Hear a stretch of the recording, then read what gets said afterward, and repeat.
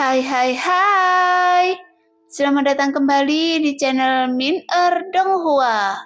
Kali ini kita akan melanjutkan cerita Donghua, Apotesis. Nggak pakai lama lagi, langsung aja kita ke ceritanya. Check it out. Di platform tinggi lantai 4, dua peti harta karun emas memancarkan cahaya keemasan gelap yang merupakan godaan besar bagi semua prajurit. Namun sejauh ini belum pernah ada yang mendapatkan hadiah peti harta karun emas. Bahkan master dari Istana Awan sampai saat ini tidak pernah mendapatkannya. Jadi peti harta karun emas ini sangat menggoda prajurit lain dan bahkan lebih tergoda Loseng. Karena Loseng mendapat hadiah 3 peti harta karun dan hadiahnya lebih besar dan lebih langka dari 1. Jadi secara alami dia memahami manfaat peti harta karun ini lebih baik daripada prajurit lainnya. Tingkat pertama adalah hadiah jiwa. Tingkat kedua adalah darah naga berkepala 9 yang meningkatkan energi dan darah. Dan tingkat ketiga adalah buku rahasia warisan Kaisar Grevin. Keterampilan bertarung peringkat suci. Bagaimana dengan lantai keempat? Bagaimana dengan lantai kelima? Memikirkan hal ini, sulit membayangkan hadiah apa yang ada di dalamnya. Namun Loseng bukanlah orang yang sembrono, karena dia tahu orang yang terlalu impulsif pada dasarnya mati dengan sangat cepat. Untuk mendapatkan hadiah dari kota harta karun perak, Loseng menggantung hidupnya dengan seutas benang. Dia ingin mendapatkan hadiah di kota harta karun emas dengan kekuatannya sendiri. Saya khawatir selain senjata keterampilan adalah yang paling penting. Tapi hidupnya jauh lebih penting. Terlebih lagi, kondisi Loseng saat ini masih sangat rendah. Menurut Xin Jingtian, menurut tingkat ketiga alam dewa penerangan, siapapun dapat memasuki jalan penguji. Jika dia menjadi elit Istana Awan, dia mungkin tidak memiliki kesempatan untuk memasuki jalan penguji lagi. Lagi pula, jalan penguji dikendalikan oleh Yundian. Selama itu adalah aturan yang ditetapkan oleh orang, Anda bisa memenangkan peluang. Namun, Loseng memilih untuk melepaskan sementara, yang tidak berarti bahwa dia tidak ingin melihat apa itu ujian lantai 4. Dia memanjat perlahan di sepanjang tebing, lalu melompat dan berdiri di tepi platform batu lantai keempat. Ketika Loseng berdiri di tepi platform batu, dia melihat 2 garis merah muncul di gua. Pada saat yang sama, Loseng juga mendengar rengekan rendah. Binatang buas. Mendengar itu membuat hati Loseng berbulu menutupi seluruh tubuhnya. Tapi Loseng sepertinya menahan hatinya dengan kekuatan tak terlihat. Dia merasa seperti dia tidak bisa bergerak. Binatang apa ini? Ada kekuatan yang menakutkan. Bahkan ketika dia berada di sekte Qingyun dalam menghadapi Yousu, Loseng tidak begitu takut. Tapi sekarang berbeda. Jantung Loseng terus berdetak. Melarikan diri. Menghadapi binatang buas yang tidak bisa melihat dengan jelas di dalam gua, Loseng hampir mengandalkan instingnya untuk menendang keras dan meninggalkan platform batu. Pada saat Loseng meninggalkan platform batu, binatang buas di dalam gua telah bergegas keluar. Tetapi kecepatan binatang itu sangat cepat, seperti bayangan hitam. Kecuali sepasang mata merah darah yang begitu mencolok. Di bawah lompatan binatang itu, kecepatannya sangat cepat. Meskipun Loseng memilih untuk melompat dari platform batu untuk pertama kalinya, binatang itu masih bergegas ke depan Loseng dan mengayunkan cakar depannya dengan keras ke arah Loseng. Tapi sudah agak terlambat untuk menghindar, karena cakar depan ini baru saja merobek pakaian di dada Loseng. Loseng yang melarikan diri jatuh ke arah tebing. Ketika dia berada di udara, dia menyesuaikan sosoknya dan akhirnya berdiri kokoh di tanah. Pada saat berdiri diam, Loseng berencana untuk melarikan diri. Tapi dia ingat sekelompok murid Yundian menatapnya dengan iri. Formasi besar yang mereka pasang merupakan ancaman besar bagi diri mereka sendiri. Tapi setelah berdiri teguh, Loseng menemukan sesuatu yang salah. Kemudian lolongan serigala datang dari atas kepala Loseng. Segera Loseng mendongak dan melihat binatang buas berdiri di tepi platform batu, melolong ke langit. Pada saat ini, banyak murid Yundian yang sangat ketakutan hingga kakinya menjadi lemah. Dan mereka tidak berani bergerak sama sekali. Bahkan beberapa murid Yundian yang penakut menjadi sangat ketakutan, hingga kakinya menjadi lemah, dan mereka duduk di tanah. Bahkan wajah Yoshihua pucat, dan dia menatap binatang di atas platform batu dengan ekspresi yang rumit. Meskipun binatang buas ini terlihat seperti serigala, tetapi ukurannya sangat besar. Seluruh tubuhnya hitam seperti bayangan hitam. Loseng tidak tahu apa itu, tetapi Yoshihua telah mendengarnya. Ini adalah Raja Serigala Bayangan.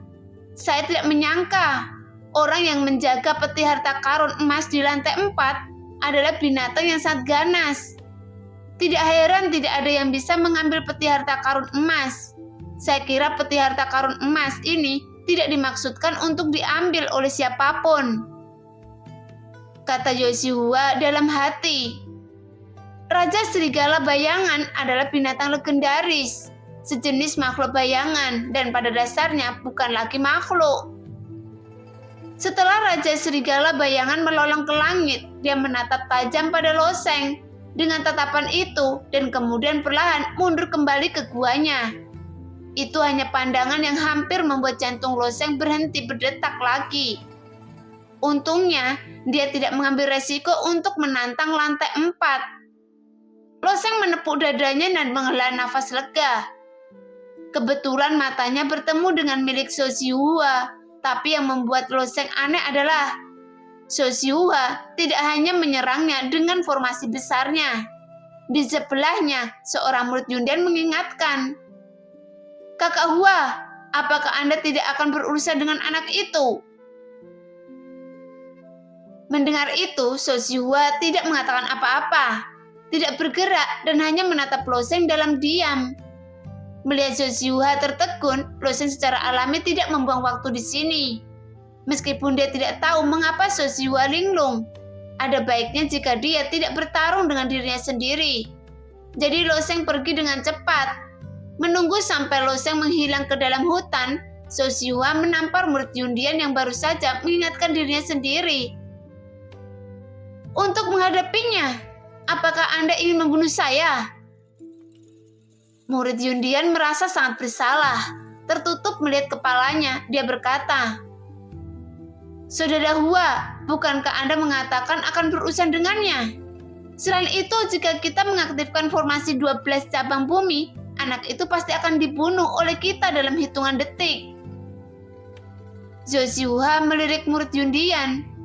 Bukannya Yoshihua tidak mau melakukannya, tetapi dia tidak berani melakukannya. Bagaimanapun, dia lahir dari kekuatan alam tingkat ketiga bawaan. Yoshihua mengetahui situasi ini dengan sangat jelas. Dia tahu bahwa saat ini ada sekelompok penguasa dan seorang penatua yang menatapnya di luar. Jika Yoshihua membunuh Loseng sebelumnya, itu tidak akan menjadi masalah besar. Paling-paling dia akan diganggu oleh penguasa sekte peringkat 2. Masalah ini dapat ditanggung oleh kekuatan keluarga Raja Zhou Selatan. Tapi sekarang berbeda. Loseng mendapatkan peti harta karun perak. Selama bertahun-tahun hanya Tuan Istana Awan yang mendapatkannya, yang menunjukkan bahwa Loseng memiliki potensi yang sama dengan Tuan Istana Awan, atau bahkan lebih besar, karena kultivasi Loseng lebih rendah, dan ketika Master Yundian memasuki jalur penguji, dia sudah melangkah ke alam Dewa Penerangan. Bagaimana mungkin karakter seperti itu tidak dihargai oleh para tetua di puncak Yundian? Jangan katakan apa-apa lagi, hanya satu penatua Fehan, Yoshihua, tidak mampu memprovokasinya. Membunuh Loseng. Memang mungkin melakukannya dengan 12 formasi cabang bumi, tapi bagaimana Fehan menjelaskannya? Jika Fehan membawa masalah ini ke kepala istana, bagaimana dia menjelaskannya? Jadi ini mungkin akan menjadi masalah terbesar bagi Sosyuha. Jelas, dugaan Sosyuha sangat akurat. Wei Han menembak Lo Sheng sebelumnya, dan dia masih memiliki senyum di wajahnya. Bakat Lo Sheng bagus dan penampilannya juga luar biasa. Tetapi ada terlalu banyak jenius di 5 sekte peringkat kedua, ditambah 1 istana awan. Penampilan Lo Sheng sebelumnya membuat Wei Han kagum, tetapi tidak cukup bagi Wei Han untuk tampil melindungi Lo Sheng. Tapi sekarang berbeda. Setelah mendapatkan peti harta karun perak tingkat ketiga, status Lo Sheng di benak Wei Han telah meningkat tajam. Saat Lo Sheng jatuh, wajah Wei Han menjadi suram. Dia khawatir Sosyuha akan menggunakan 12 cabang duniawi untuk berurusan dengan Lo Sheng. Tetapi sayangnya dia tidak dapat mengirimkan suara. Jika tidak, dia pasti akan memperingatkan Sosyuha untuk tidak bertindak gegabah. Atau keluarga Nawangjo juga tidak bisa melindunginya. Untungnya, Sosyuha ini adalah orang yang cerdas, yang dapat membedakan situasi dengan jelas. Siapa yang dapat menyentuh dan siapa yang tidak dapat menyentuh. Jadi melihat Lo Sheng pergi dengan selamat dan sehat, suasana hati Wei Han perlahan membaik. Lo Sheng kembali sepanjang jalan dia datang, memasuki hutan yang rimbun dan mengeluarkan pakaian di cincin penyimpanan sambil berjalan dan menggantinya. Tepat setelah berganti pakaian, Lo Sheng mengerutkan kening dan berteriak pelan. Keluar! Bayangan hitam jatuh dari langit dan menginjak tanah. Itu adalah bocah jubah. Setelah bocah jubah itu keluar, dia berkata, Anda sangat kuat. Anda benar-benar mendapatkan peti harta karun ketiga. Jadi saya benar-benar tidak berani memikirkannya. Bolehkah saya ikut dengan Anda? Lo Sheng melirik bocah jubah itu dengan ringan, menggelengkan kepalanya dan berkata, Saya tidak pergi dengan pria yang tidak menunjukkan warna aslinya. Segera bocah jubah itu merobek jubahnya, memperlihatkan wajah tampan dengan sedikit kejahatan di dalam. Nama saya Bai Li Ho Feng. Lo Sheng. Setelah keduanya memperkenalkan nama mereka satu sama lain, mereka terus berjalan keluar. Saya khawatir jalan menuju persidangan belum tiba. Lo Sheng juga tahu pentingnya kerjasama, tetapi sayang sekali, Hua Tianmin dan Petianio kabur lebih awal. Bai Li Hong Feng ini juga sangat kuat, tapi bisa bertahan lama. Namun Bai Li Hong Feng ini sangat bertele-tele. Hanya dalam waktu sesingkat itu, dia telah menentukan untuk bertanya tanpa henti, yang membuat Lo Sheng kesal dan bahkan menyesal setuju untuk pergi bersamanya. Tepat ketika Lo Sheng berjalan keluar dari hutan dan melihat lautan api yang membara, dia berkata, Lautan api yang membakar sudah mulai surut, ayo cepat. Merasakan lautan api ini sangat kuat, dia harus menggertakkan gigi untuk melakukannya. Karena lautan api yang luas mulai memudar perlahan, memperlihatkan satu demi satu dermaga batu, dan para prajurit tidak jauh terbang turun dari platform tinggi satu persatu, dan maju dengan cepat di dermaga batu.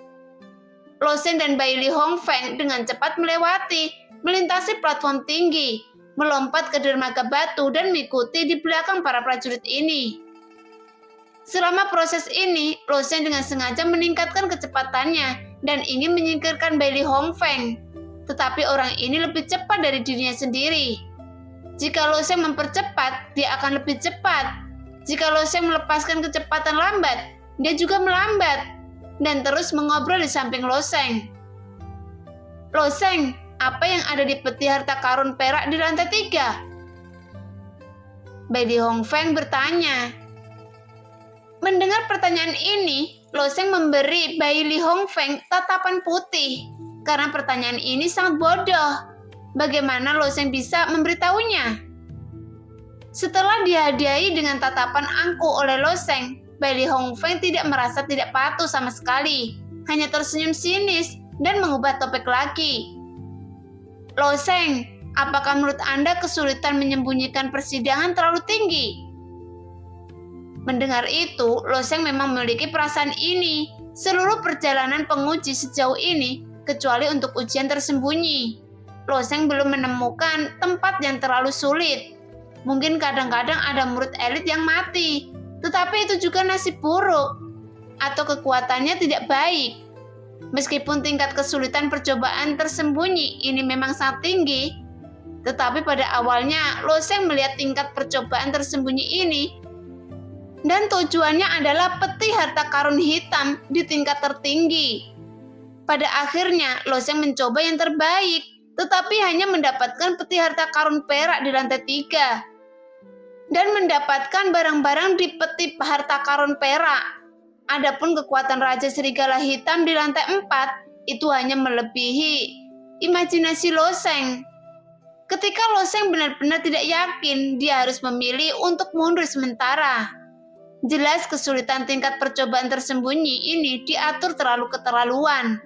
Bahkan murid elit dari sekte besar sangat sulit untuk mendapatkan kotak harta karun merah pertama. Misalnya, murid Yundian adalah contohnya. Murid Yundian yang memasuki jalur penguji dapat dimasukkan ke dalam peringkat teratas dari sekte peringkat kedua, tetapi mereka bahkan tidak bisa mendapatkan kotak lantai pertama, dan mereka tidak mengizinkan orang untuk mengambil kotak atas. Hanya karena kotak ini sulit untuk diambil, hadiah di kotak harta sangat tinggi. Bahkan Yundian mungkin tidak memiliki latar belakang ini. Coba pikirkan, jika jalur penguji diatur oleh Yundian, apakah latihan tingkat suci seperti roda kehidupan dan kematian Wansa akan dimasukkan dalam hadiah? Jelas tidak mungkin. Pengetahuan unik kelas atas semacam ini tidak akan mudah disebarkan, apalagi memberi penghargaan kepada murid-murid Yundian. Bahkan orang-orang setingkat Xin Jingtian pun tidak akan bisa mendapatkannya. Tapi sumber rahasianya mungkin terletak pada Kaisar Iblis Darah. Jadi dapat disebut orang kuat seperti Kaisar yang memiliki peninggalan kuno ini mungkin adalah kekuatan sekte peringkat 6 untuk beberapa alasan yang tidak diketahui Lo Sheng. Kekuatan sekte peringkat 6 ini akhirnya dihancurkan, dan Kaisar Iblis Darah mungkin menderita kerugian besar dan mungkin pergi dari sini karena alasan lain. Singkatnya, harta Kaisar Iblis Darah dan semua sekte peringkat 6, semua informasi latar belakang telah dimasukkan ke jalur penguji, dan tingkat kesulitan jalur penguji telah disesuaikan secara bersamaan. Hanya dengan cara ini ia dapat menjelaskan mengapa tingkat kesulitan tersembunyi begitu tinggi dan mengapa hadiahnya begitu luar biasa.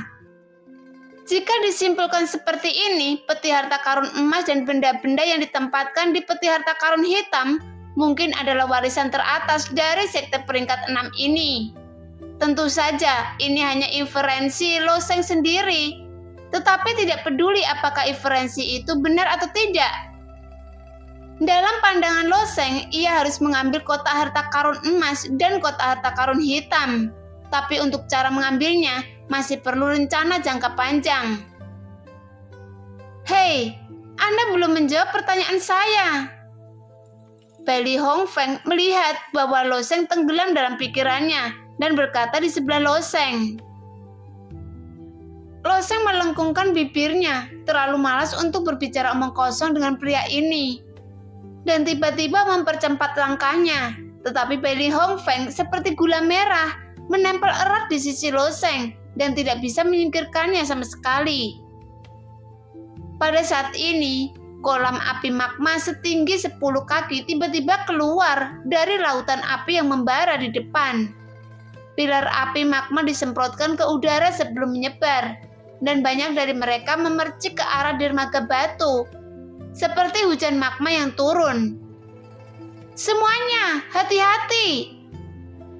Para prajurit di jalan mengerahkan alat pelindung tubuh mereka satu demi satu, atau harta pertahanan mereka untuk menahan hujan magma. Segera sedikit niat pedang muncul di permukaan Lo Sheng, dan semua magma yang dekat dengannya dicekik oleh topan niat pedang dan terpental. Dan Bai Li Hongfeng mengeluarkan jubah hitamnya. Jubah hitamnya terlihat sangat biasa, tetapi sebenarnya itu harus menjadi senjata sihir khusus. Tidak hanya dapat sepenuhnya melindungi nafasnya, tetapi pada saat ini juga membentuk pertahanan khusus. Jadi semua magma yang terciprat ke arahnya kemudian secara otomatis meluncur ke bawah di sepanjang medan gaya di sekitar jubahnya. Setelah kolom api magma menghilang, hujan magma juga berhenti. Pada saat ini, monster besar melayang keluar dari lautan api yang membakar, dan monster besar ini panjangnya ratusan kaki, dan tubuhnya seperti bukit besar. Paus Huo-Huo. Ini adalah Paus Huo-Huo. Jangan panik, Paus raksasa api bersenandung tidak akan mengambil inisiatif untuk menyerang. Dia memiliki temperamen yang sangat jinak. Selama tidak diprovokasi, itu akan baik-baik saja. Jika diprovokasi, tidak ada dari kita akan mati. Lo Sheng memandangi paus raksasa api yang berdengung. Ada juga ekspresi terkejut di matanya. Dia tidak menyangka monster sebesar itu ada di lautan api yang membara ini. Sekarang Paus Huo-Huo memperlihatkan kepalanya yang besar dan merangkak di atas lautan api yang membara. Di permukaan, paus raksasa ini terlihat sangat mirip dengan paus di laut. Punggungnya biru dan perutnya putih. Tapi di punggung biru ada juga garis merah menyala yang dibentuk oleh banyak garis. Jadi yang terbaik adalah tidak memprovokasi raksasa semacam ini. Jika tidak sengaja diprovokasi, dia hanya perlu mengibaskan ekornya untuk membangkitkan gelombang magma setinggi 10 kaki dan membunuh semua orang dalam sekejap. Meskipun Lo Sheng dapat mengandalkan tubuhnya sendiri untuk menahan pembakaran magma ini, sebelum Lo Sheng memikirkan masalah besar dan berenang melalui lautan api yang membara, sekarang memikirkannya benar-benar bodoh. Karena bahkan ada makhluk seperti Paus Huo-Huo. Mungkin ada makhluk yang lebih kuat, yang tak terhitung jumlahnya di lautan magma yang membara ini. Jadi bagaimana Lo Sheng bisa melawan mereka? Pada saat ini semua orang berhati-hati, bahkan tidak berani bernapas, dan kecepatan mereka melambat.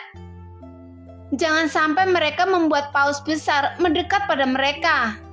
Untungnya paus raksasa api bersenandung itu tampaknya tidak terlalu bersemangat dengan manusia mungil ini.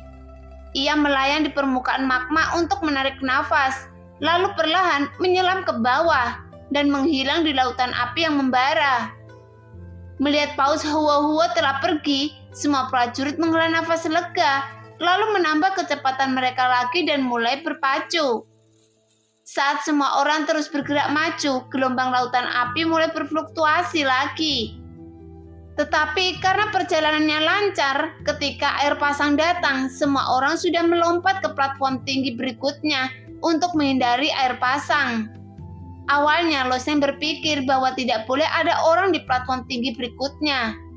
Platform tinggi ketiga ini sama dengan platform tinggi pertama. Ini adalah tempat peristirahatan sementara. Para prajurit di atasnya harus pergi saat magma surut. Bagaimanapun, langit yang terbakar dan lautan api titik akhirnya ada di depannya. Jadi tidak akan ada yang akan memilih untuk membuang waktu di sini. Tapi yang mengejutkan Lo Sheng, platform tinggi ketiga penuh sesak dengan orang-orang. Platform tinggi ini tidak lebar, tetapi tampaknya 5 sekte tingkat 2 dan murid Yundian diblokir di sini. Hua Tianming. Lo Sheng dengan cepat menemukan Hua Tianming di antara kerumunan. Melihat Lo Sheng, Hua Tianming menunjukkan senyum masam di wajahnya. Kita terjebak di sini.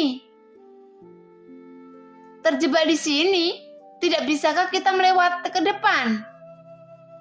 Lo Sheng bertanya dengan aneh. Hua Tianming mengangguk. Dermaga batu di depan telah dihancurkan. Dermaga batu telah dihancurkan? Lo Sheng mengangkat alisnya. Wajahnya menunjukkan ekspresi terkejut. Tampaknya dia tidak mengharapkan ini terjadi. Karena dermaga batu yang membakar langit dan lautan api yang terlalu kuat, dan 1 atau 2 dermaga batu rusak di jalan sebelumnya, tetapi jarak itu tidak berarti apa-apa bagi prajurit itu, dan dia bisa melewatinya dengan 1 lompatan. Namun lebih dari 100 dermaga batu di depan mereka dihancurkan. Tidak masalah melompati, tapi terbang dilarang di jalur pencobaan. Karena masalah ini yang sama dengan memblokir semua prajurit yang berpartisipasi dalam persidangan di sini. Hal seperti ini terjadi, memang agak mencengangkan, tapi perjalanan penguji sudah sampai pada titik ini. Tidak bisa kembali dengan cara yang sama, kan? Begitu banyak prajurit kembali ke platform tinggi untuk membahas tindakan balasan. Setelah mendengarkan kata-kata Hua Tianming, Lo Sheng mengangguk dan kemudian bertanya, "Mengapa Pe Tianyu tidak ada di sini?" Di dalam platform tinggi tidak besar, Lo Sheng menemukan bahwa Pe Tianyu tidak ada di dalamnya, dan Pe Tianyu sedang berjalan di depan dari Lo Sheng, dan dia tidak ada di sini sekarang. Mungkinkah itu telah jatuh? Tapi dengan kekuatan Pe Tianyu, dia tidak akan jatuh di dalamnya. Hua Tianming tersenyum pahit dan berkata, "Pe Tianyu mengambil jalan lain." "Jalan lain? Apakah ada jalan lain?" kata Lo Sheng. "Ya, Zhou Bufan dari Yundian, Jin Qianing dari Caiyun, dan dua lainnya, dan Pe Tianyu semuanya memilih jalan ini.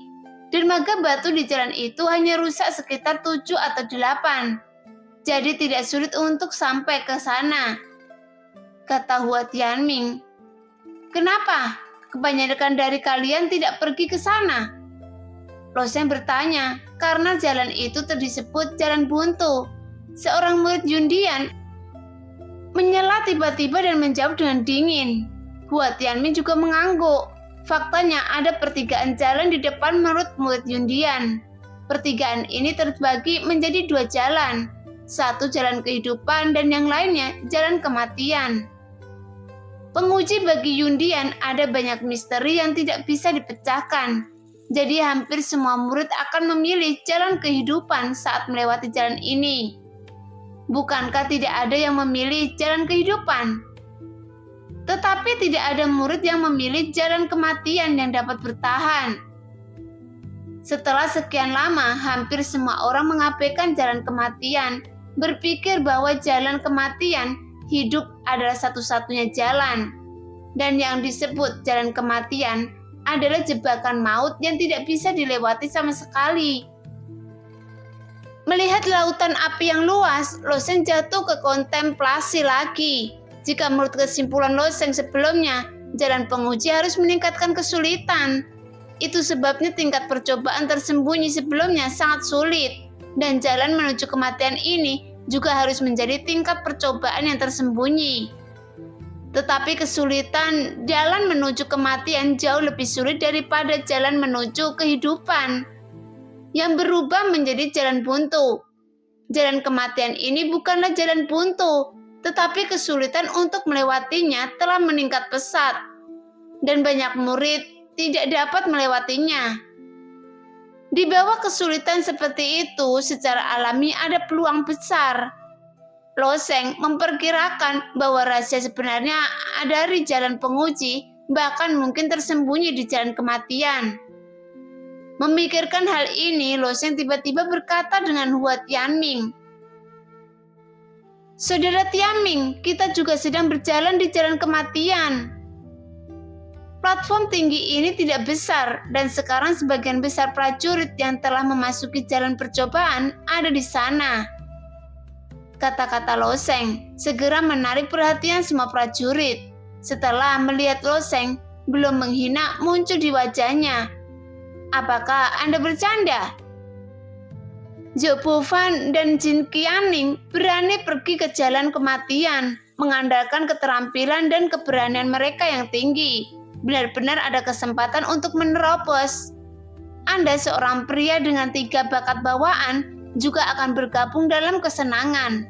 Bukankah itu mengejar kematian? Semua orang berpikir demikian, tetapi tidak ada yang menginginkan atau memperingatkan Lo Sheng. Lagi pula ada hubungan hidup dan mati Lo Sheng dengan mereka. Nyatanya, meski lebih dari 100 tiang batu telah dipatahkan di jalan menuju kehidupan, bukan tidak mungkin menemukan solusi di masa lalu. Prajurit memiliki berbagai kemampuan. Kini begitu banyak orang berkumpul di sini. Mereka selalu bisa tampil dengan sebuah solusi pada akhirnya. Misalnya, murid perempuan dari sekte Cayun menggunakan keterampilan tipe S untuk membekukan sementara magma, membentuk jalur pendek untuk melewati orang. Jika prajurit dengan kemampuan yang sama bekerja sama dengan baik satu sama lain, cukup bagi mereka untuk melompat di jalan kehidupan. Jadi para prajurit ini sedang mendiskusikan masalah ini.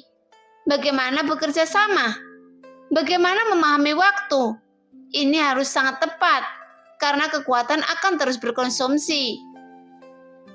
Hua Tianmin berpikir sejenak, tetapi sebelum dia bisa menjawab, Bai Li Hongfeng yang sedang mendiskusikan masalah ini dengan murid Xiang Yun tidak jauh, berjalan ke Loseng.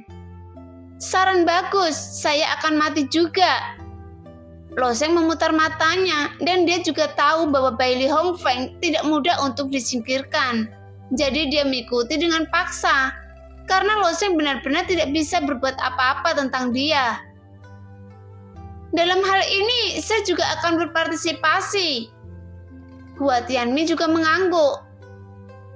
Sebelum Pei Tianyu memilih untuk pergi dengan Zhou Bufan dan yang lainnya, Hua Tianmin ragu-ragu dan tetap di platform tinggi. Mungkin di hati Hua Tianmin, berjalan dengan Loseng akan memiliki beberapa perlindungan yang lebih besar.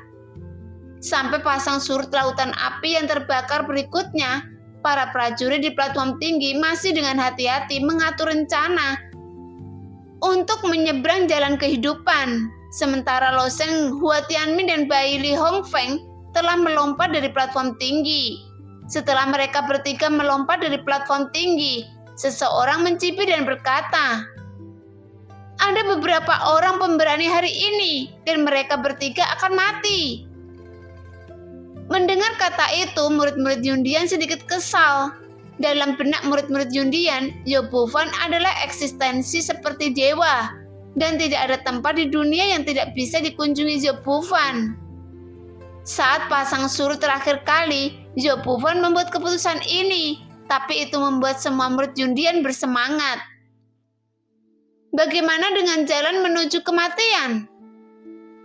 Para prajurit di jalan kematian semuanya dilebih-lebihkan. Mereka tidak cukup kuat dan hanya bisa mati. Tetapi kakak laki-laki mereka, Zhou, di Yundian berbeda. Bahkan jalan menuju kematian bisa dipatahkan untuk hidup dari kematian. Jadi ketika mereka mendengar kata itu lagi, para murid Yundian itu secara alami ingin mengatakan sesuatu. Tepat melihat agresivitas murid Yundian, prajurit lain segera berhenti berbicara, tetapi hati mereka agak tidak yakin. Zhou Bufan memang sangat kuat, tetapi beberapa banyak orang yang berani menantang jalan kematian sebelumnya yang lemah. Jika dia tahu bahwa kekuatannya sendiri tidak cukup, dia akan memilih jalan kehidupan. Bukankah tidak menyenangkan untuk mati? Tapi kata-kata ini mereka hanya bisa memikirkannya di dalam hati. Murid-murid Yundian selalu mendominasi, dan saya khawatir tidak baik menyinggung perasaan mereka. Loseng, Hua Tianmin, dan Bai Li Hongfeng memanfaatkan air pasang untuk surut dan berlari di sepanjang dermaga batu. Setelah beberapa saat, mereka melihat pertigaan jalan. Dua jalan bercabang rusak, seolah-olah dihancurkan oleh beberapa binatang buas yang kuat. Tetapi jalan di sebelah kanan memiliki lebih banyak dermaga batu yang rusak. Jumlahnya ratusan. Ini adalah jalan menuju kehidupan. Menurut cara normal berjalan di jalan penguji, itu pasti jalan kehidupan. Dan jalan di sebelah kiri hanya rusak oleh beberapa tiang batu. Jalan ini adalah jalan kematian. Melompati. Karena dia memilih jalan ini, Loseng tidak terlalu ragu. Dia bergegas turun, melompat dan mencapai sisi yang berlawanan dengan lengan bajunya berkibar. Hua Tianmin juga orang yang berkemauan keras, tetapi dia sedikit ragu sebelumnya, karena dia setuju untuk berjalan dengan Loseng. Dia secara alami tidak akan memiliki pikiran lain, dan dia juga melompatinya. Adapun Bai Li Hongfeng, dia melebarkan sayapnya seperti elang di udara, berguling membentuk lingkaran dan bahkan mengibaskan jubahnya menjadi sepasang sayap. menginjak udara dengan kedua kakinya, dan terbang lebih tinggi. Gerakannya lebih elegan dan pada saat yang sama membuat tangisan aneh yang berlebihan. Hua Tianming menoleh ke belakang dan memuji.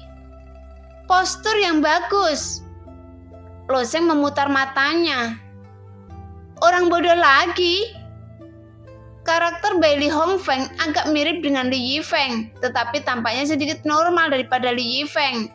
Sebaliknya dengan karakter bertele-tele orang ini, Lo Sheng akan mencoba yang terbaik untuk menyingkirkannya.